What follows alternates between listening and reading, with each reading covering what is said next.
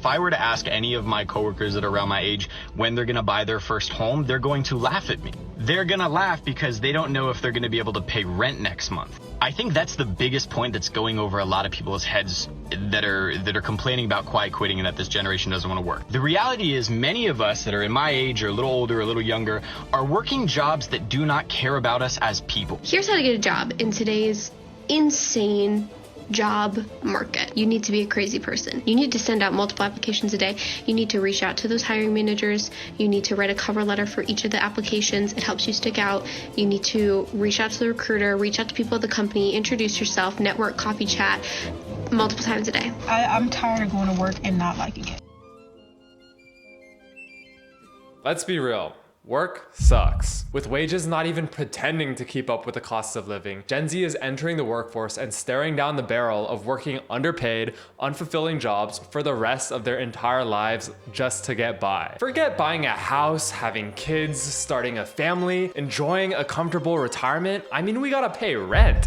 We gotta eat. And at the same time that working sucks, not working also sucks just as much. Looking for a job is one of the most painful, most humiliating experiences that an entire generation of Americans is going through right now. From applying to hundreds of positions to getting ghosted by every last one, to your family yapping down your back, to the enormous societal pressure placed on working, looking for a job might suck even worse than having one. Finding a job is rough. So if you do have a job, good for you. Show off. If you don't have a job, no worries. It's hard out there, man. I feel you. Just know that I have empathy for you. I have empathy for you talentless, worthless leech to society that can't even— just kidding. Finding a job is so fucking rough. Trust me, I feel your pain. I've gone through the job hunting process more times than I care to admit. And the process of finding a job, any job, is truly horrific. For the millennials and the back in my day unks watching this, I don't want to hear any yip yap about how finding a job is easy. All you gotta do is pull yourself up by your bootstraps, go in person and hand them your resume with a smile on your face and a can-do attitude. Bro, shut yo. You can't even comprehend how unbelievably wrong you are. And believe me, I got this advice as well. And I actually fucking tried it. I tried walking into a Chipotle with my resume, and it was the most embarrassing moment of my entire life. The workers, who could not possibly care less, were like, what the fuck is this dumbass doing? But that's a story for another time. I'm not trying to air out my most embarrassing moments out in public. Anyways, finding a job right now is like throwing a dart at a wall, blindfolded, and hoping that it hits the Taj Mahal. Like, that shit is impossible. And by entry level, we do mean having 8 years of experience. And you know what the crazy part is, everybody? Is that is the norm for entry level roles. Check this out, everybody. Clearly says entry level role, but it says 5 years required of work experience. And again, this one, 2 years of experience needed, but look at all the hard skills that you need. Same thing with this one, entry level, but 4 years of experience needed. I'm not sure if y'all have noticed this as well, but for some reason, every single job listing out there requires at least a college degree and like 3 years of work experience for entry level positions. Oh, okay, I guess I'll just go back in time 3 years. But like, seriously, what is with this job requirement inflation? And the worst culprits are jobs that pay you like $18 an hour, which is good if you're down to live in bumfuck nowhere, Kansas. But if you're living in any city or town like a normal person, then spending 3 years just to get an entry-level minimum wage job is actually insane. Like, who are you hiring that simultaneously is looking for an entry-level job and has 3 years of work experience already under their belt? It's like these jobs don't even exist or something. Oh wait, they don't. For those of you who haven't had the absolute pleasure of doom scrolling through countless job listings on websites like LinkedIn or Indeed, you probably haven't noticed this disturbing trend going on in the hiring process. For those of you that have, you're well acquainted with it. Ghost jobs. Job listings that stay posted on company and job search websites that are never filled and were never intended to be filled. This might just be the most heinous part of the entire process. Let me tell you about it. According to a recent survey, over 4 in 5 recruiters admitted to posting job listings that were fake or already filled. 4 in 5. 4 in 5. 4 in 5. What the fuck? Now, why would recruiters post fake jobs? You don't want to hear this. You really don't. Psychological warfare. Posting ghost jobs helps companies gauge how replaceable their employees are. So like if you're working as a data analyst at Netflix, for example, and your manager actively despises you, they might just post a job on the website saying that a data analyst position has opened up. And if they see that a lot of people applied to that fake job, then they might just treat you even more like trash, because they believe that you are easily replaceable. Not only that, over 60% of companies post jobs specifically to make you feel replaceable. They want you to be fearful that you might lose your job to any random chucklehead that applies to your position, thus making you try harder. Or if you feel overworked at your job, your company might just post ghost jobs to give you the false hope that the company is hiring and help will be coming soon, when really, help couldn't be further away. Y'all hear what's been going on in our government recently? Not only are they going in and firing thousands and thousands of employees, they've also tried to freeze federal grants and loans, which would put thousands and thousands of more people out of a job. Not only is that bad on its own, but if you're looking for a job right now, or maybe you have a friend or a cousin that is on the job search, they're gonna have to deal with a lot more competition. With AI becoming more and more sophisticated, there has been a trend of using AI on both sides of the recruitment process. First, we have companies using AI to scan your resume for keywords and other indicators of a good fit, and if it doesn't match the criteria that the AI is looking for, your resume will go directly into the trash. Think about that. Your resume that you spent days, if not weeks, if not months perfecting and tailoring to apply to your dream company is not even being looked at by a human being before a robot prints it out specifically so that it can crumble it up in its robot hands and throw it directly into the garbage bin for its own robot pleasure. And on the other side of things, you have frustrated job searchers using AI to create resumes and spam every single job listing out there so that your genuine application is lost in a sea of AI-generated slop. At this point, applying to jobs is just one robot duking it out with another robot in an endless cycle. And don't even get me started on the societal pressures that comes with looking for a job. Just when you're at your lowest, when you're at your rock bottom, when you've just received your 50th back-to-back rejection in a row, is when your mom, dad, and entire family will start making the most heinous, most disrespectful, most passive-aggressive comments behind your back and directly to your face. Oh, Kobe? Yeah, no, he's still looking for a job. Yeah, we told him to be an engineer, but no, he wanted to study history. Yeah, I guess that college tuition money is history now. Hey Kobe, come over here and tell your Aunt Linda about how you're gonna get a job with your history degree. She's really worried about you. You're really worried about him, right? She's really worried about you. So after 6 months and hundreds of applications, you've finally done it. You finally landed that job. Congratulations, you finally made it out of the nightmare that is the job search. Fucking show off. I mean, like, geez, you don't have to brag about it. You make me sick. Oh, now that you have a job, I guess you're too good for me, huh? Too good for little old me who just yaps all day in his room. You've heard of the 9-to-5 jobs, right? Maybe you're even watching this at your 9-to-5. How would you describe the classic 9-to-5 job? Maybe you'd say exhausting, soul-sucking, life-draining. Well, you're wrong. It's worse than that. The 9-to-5 isn't real. It's a myth, a kid's tale. Just like unicorns, just like Johnny Appleseed, just like Australia, working 9-to-5 is supposed to mean that you work an 8-hour day, but in practice, it's way longer than that. First of all, you have to take a lunch break and you aren't paid while you're on lunch, so in reality, your 9-to-5 turns into an 8-to-5 or a 9-to-6. Then you have on average a 30-minute commute to and from work, adding another hour, and then an hour to wake up, eat breakfast, shower, dress, and prep for the workday. All things considered, that's 11 hours of your time every single day revolving around work. And if you get the recommended 8 hours of sleep each night, that leaves just 5 hours for yourself. Think about that.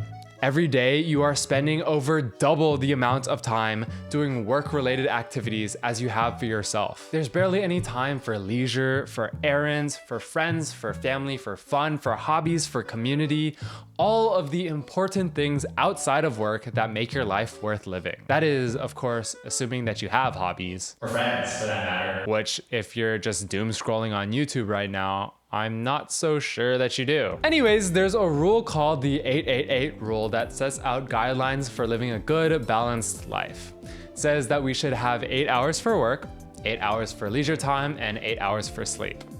The modern 9 to 5, however, makes that all but impossible.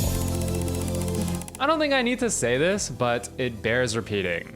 We are not getting paid nearly enough. Funny story, the very first job I had, I got paid $8.25 an hour. Yeah, I guess it's not really funny. I guess it's kind of more sad than anything, but we are not getting paid nearly enough. Today, if we're working at minimum wage, we're actually making 34% less in real value than we would have made working a minimum wage job 50 years ago. Think about that. That's 50 years ago. And that's not even taking into account the insane cost of rent, cost of living that I know each and every one of us is facing right now. I mean, this problem wouldn't exist in the same way if the cost of living in this country wasn't so damn high. Rent is through the roof, gas prices have exploded, healthcare costs are sickening, eggs are completely fried, and I'm not talking about over easy. It used to be that you could support your spouse and family of 4 while saving up for a comfortable retirement by being a cashier at the local grocery store. Nowadays, 57% of Americans are living paycheck to paycheck. We only have enough to cover our basic needs. We don't have enough to save in case of a medical emergency if our healthcare gets denied. We don't have enough to save for a house, don't have enough to have children or start a family, don't have enough to save for retirement, don't have enough to live life how life should be lived. We have just enough to get by. Is this our destiny for the rest of our lives? All of the conventional markers of what made a good life in the past are just not reachable. And for a lot of us, they're not even imaginable. It's no wonder over half of Gen Z want to be influencers. And it's also why we're seeing a trend in Gen Z towards the trades. Heck, I know kids that are trying to be professional Roblox game developers. Anything to get out of the classic 9 to 5. And can you fault them? Which would you rather take? A lifetime of 9 to 5 hell, or a tiny chance of escaping the endless cycle of underpaid, unfulfilling wage labor? Hello. All right, next. Now we have doom spending. American workers are not even bothering saving up for a home or for retirement because both of these dreams suddenly feel out of reach. The truth is, these nihilistic thought patterns didn't come from nowhere. We now have an economy and work conditions that left 2 whole generations feeling completely shut out from the American dream. It's also why we're seeing consumption trends like doom spending or revenge spending, where people are so fed up with this world, with the notion of having to work an unfulfilling job for the rest of their lives with no prospects for owning a home or starting a family. So instead of trying to save, they just spend on something, anything that will bring them just a little bit of immediate happiness.